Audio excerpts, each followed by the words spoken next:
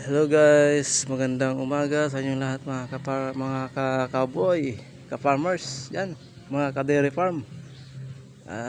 Yun. Nasa labas pa po ang aming mga alagang kabayo, mga ka-cowboy.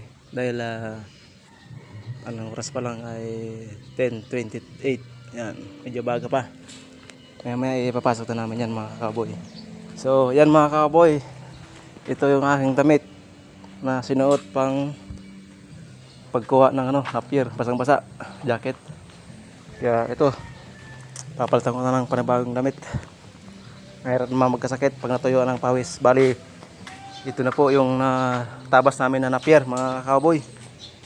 Yan, napakarami. Mahaba po ito. Dahil maganda po yung napunta namin na lugar ng mga napier. Haba. Yan. Fresh na fresh. Cowboy bali mamayang hapon po namin ito ipapakain sa mga kabayo. Ayan. Mamayang hapon kami magpapakain ng napier. Sinampulan ko lang yung isang kabayo na nandito sa kulungan.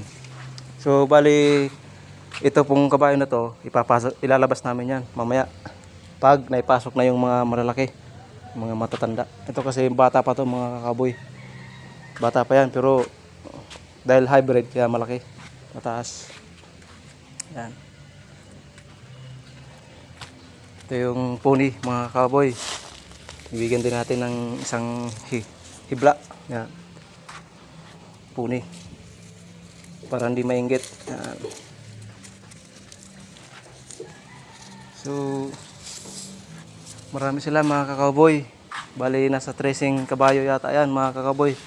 Kaya itong napier marami din. Paghahati-hatiin namin yan sa bawat isa. Yan. So hanggang dito na lang mga ka-cowboy.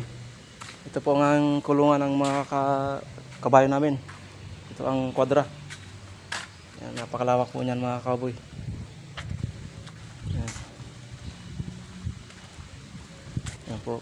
Bali pitalitan namin ito ng kusot nung isang araw.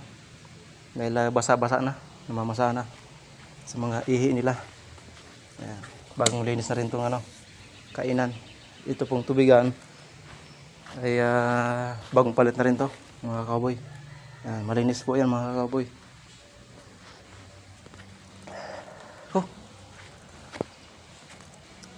Ang pinaka part sa pag-aalaga ng kabayo mga cowboy na medyo mahirap-hirap ay ang pagtabas ng napier. Kasi napakakapal ng damo. Pero kaya naman mga cowboy. Dahil sanay naman tayo sa buhay. Mahirap. Sanay tayo sa probinsya. Kaya goods na goods para sa atin to. So hanggang dito na lang mga cowboy ang aking video. Maraming salamat po. Bye bye.